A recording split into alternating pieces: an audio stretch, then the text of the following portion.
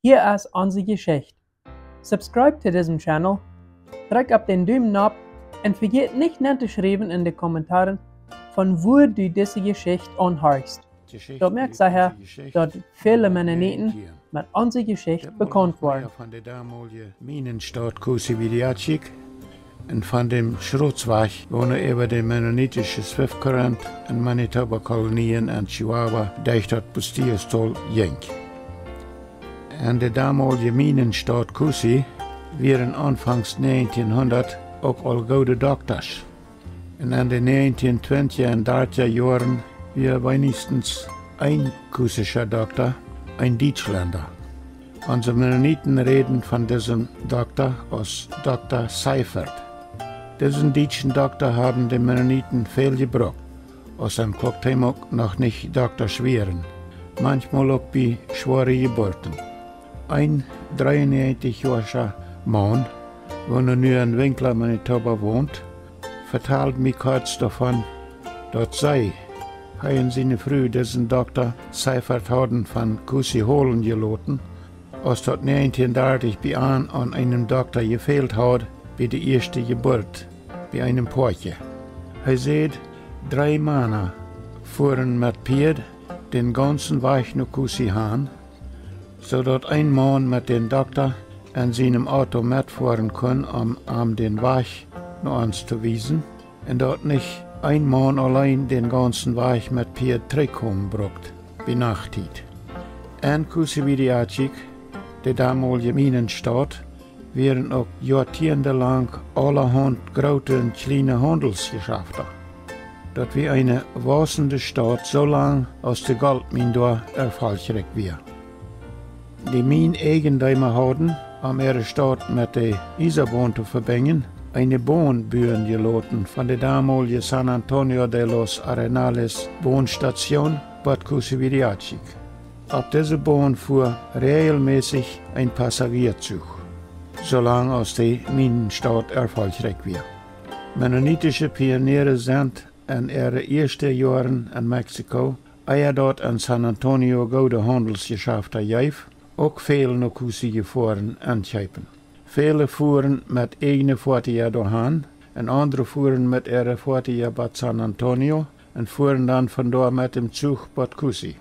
Diese Isarbahn von San Antonio, dem Loteren Quaktemok, nach Kusewiliatschik, wird Lothar abgebrochen. Dann die Wort, als an der Kusi Goldmine nicht mehr gedonnen wird, ein sehr großer Port Staatsbewohner, Minenarbeiter und Geschäftsleute weggetragen werden und all die großen Handelsgeschäfte nicht mehr da wären, nicht mehr viel gebraucht. Bei uns Tüß wird das so, dass wenn die Kinder Teenagers werden, dann können die einmal mit dem Zug mitfahren von Quaktemok nach Kusi.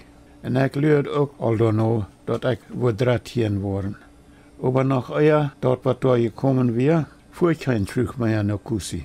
Wohnen wir noch da, aber der Zug fuhr nicht mehr. In dieser Minenstadt wäre, als dort eine bleiende, erfolgreiche Stadt wäre, sogar ein große Szene, eine Showhall, wie Mennoniten in Chihuahua nannten, ein Szene, ein Show oder eine Showhall. Von dieser damaligen Minenstadt Kusi sind 3 Seiten voll Bilder in dem geschichtlichen Bilderbuch 75 Jahre Mennoniten in Mexiko. Diese Bilder können uns helfen, wenigstens ein Sinnbild zu kriegen von dem damaligen sehr bewegten Leben in dieser Minenstadt. Ohne die Doktors und Handelsgeschäfte in dieser Stadt und ohne die Isarbahn von San Antonio nach Kusi wären die Anfangsjahren für unsere Eltern und Großeltern in dem Bustiostol in Chihuahua bestimmt noch viel schwander gewesen. Aus in den Lot 1930er Jahren der DARPA Silberfeld Nummer 26, Kronsgaard Nummer 27 und Weidenfeld Nummer 28 angelegt worden, dann wäre die Arbeit an der Kusi Goldmine also zu sagen ganz zum Stillstand gekommen und sehr viele Geschäftsleute und Minenarbeiter wären von Kusi nach Quaktemok oder selbst wohin getroffen. Ein Atelier von den mennonitischen Büros, wo in diese neue Dörfer ansiedelten, die kauften in Kusi billig, große, ladig gewordene Geschäftsgebiete brücken die auf und brückten dort Bühalt zum ihre Gebiete bühen ab ihre Nähe Büstäden. Im Fahrjahr 1941 halb ich meinem Bruder Obram in Silberfeld, Nummer 26, erst seinen Stall abbühen und dann auch erste kleine Wohnhaus. Und mein Bruder wie auch einer von mehreren Ansiedlern in diesem Dorf, wohnen dort große Sine. Sie sehen die Showhall in Kusi gekauft haben. Sie brücken das Gebiet doll und holten dort viele gute Bühaltene Hüs. Und ich erinnere mich daran, dass ich damals auch ein paar Mal mitgefahren bin nach Kusi und meinem Bruder dabei geholfen habe, eine für Bohlen und Breda mit dieser großen Showhall-Flur rütrieten, abladen und mitnehmen nach dem Niendorf Silberfeld. Ich habe damals als junger Jung gestaunt, wie viel sehr gute Bohlen und Breda an der großen Flur am Zine und angebaut worden wären. Und ich weiß auch noch, dass mir dort dabei abfällt, dass die viele 3- und 4-zahlige Nägel, mit wonen die Bohlen und Breda topgenägelt wären, alles 4-kantige Nägel wären, nicht runde, sodass ich die Bad durchgekannt habe. Wir brauchten unsere Nägel kleben, en Nägeltreiker om diese Nägel rüttreiken. En ich weet noch, dass wenn so ein Nägel erst einmal losleidt am Halt, dann tragt die viel leichter als der runde Nägel. Dann die wir leint haben, ein ganz klein bisschen Schrotz. Das heißt, die wir nur einen haben, immer ein ganz klein bisschen dünner. Ich und noch einer von meinen Brüdern helfen meinem Bruder Obram ab seine Büsteed en dem Niendorf Silberfeld beim Stall und Wohnhaus bühen. Als Bruder Obram, der Adobis in Silberfeld vor dich hat, und dort Fundament von seinem Stall, dann fuhr wie 3 Brüder, ich glaube vor 3 Wochen, immer am Montag zu Marius von Blumenurt nach Silberfeld han, büden den Stall und Wohnhaus weg und brachten die Decke ab und fuhren dann Sinnabend nach Fassbewahrter zum Sonntag zurück nach Blumenurt. In der ersten Weg schleift wie 3 Brüder so lang, dass wir die Dachbretter ab dem Schieneng vom Stall und abgenägelt haben, wie die Nobasch eine Schien. Und ich habe dort auch noch nicht vergessen, dass an diese Nobasch im Hoverhack so viel Hopsflehen wären, dass wir da fast gar nicht schlucken können. Ich wäre sehr froh, dass wir von den Hopsflehen wegtreiben können, als wir nur atlige da über dort Schieneng vom Stall ein Brederdach haben. Ich habe auch noch beholen, dass das Fundament von den dartig scheuen Stall all vordig wir, als wir 3 Brüder den ersten Montag zu Marius auf die Büstäden abkämen.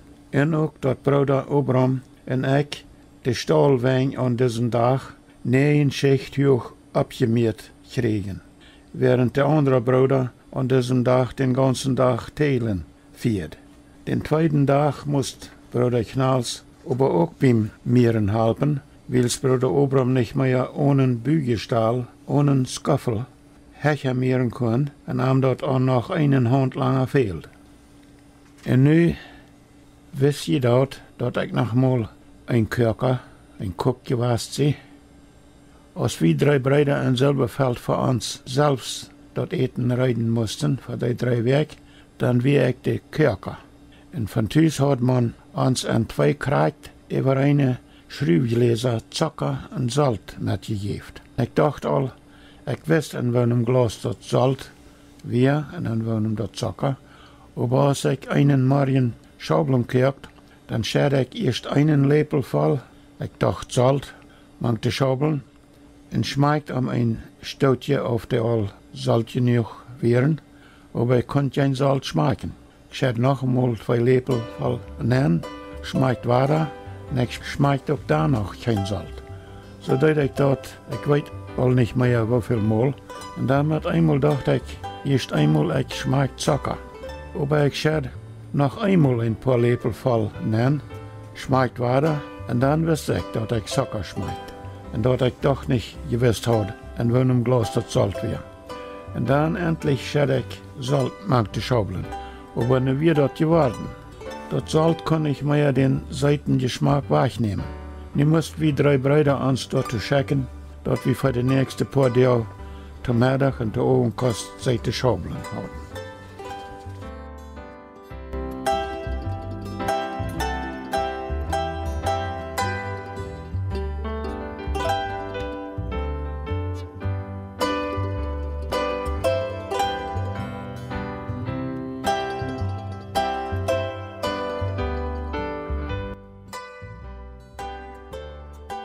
En nu nog war der Meier in dem langen Schrotzweg.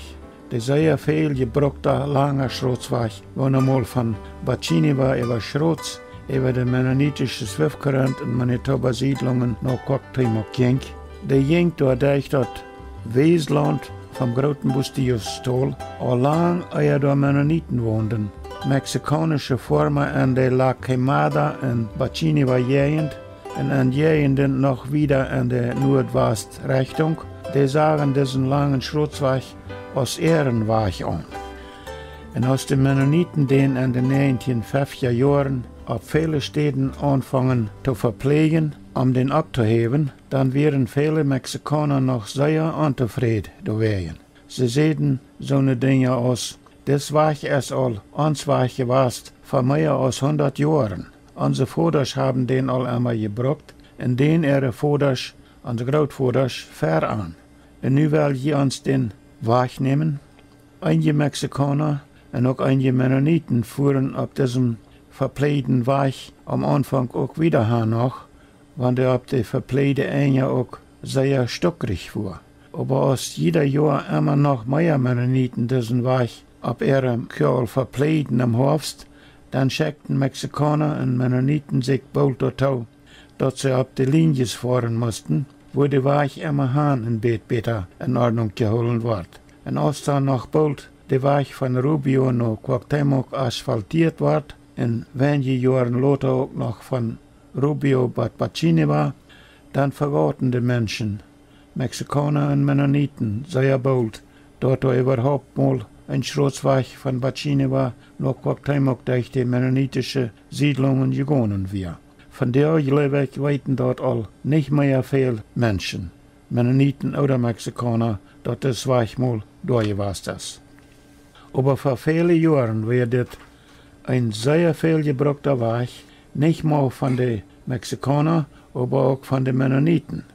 Ich weiß noch, dass ich mal mitgefahren bin, wenn unsere Eltern in Scheinburg Nummer 113 und in Scheindarp Nummer 115 ihre Verwandte besuchen fuhren. Ich glaube, dass wir im Lot August oder Anfang September 1936 oder 37, und ich erinnere mich noch klar daran, dass wir dabei auch das längste Eng auf diesem Schrotzweg fuhren. Und ich weiß auch noch, dass ich auf diese Spazierreise auf mehrere Städten ein Haag ob und zu merken musste. In Scheindarp Nummer 115 waren wir in diese Werk bei Predja Cornelius Schmetten wenigstens 3 oder 4 Mal zur Nacht.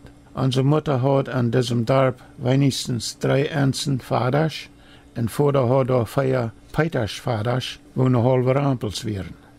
Und dann hat besonders Mutter auf der Swiftkurrent-Siedlung noch viele Kronen, Peters und Bickert Vaders und Cousinen, wo ein halber Radekops wären.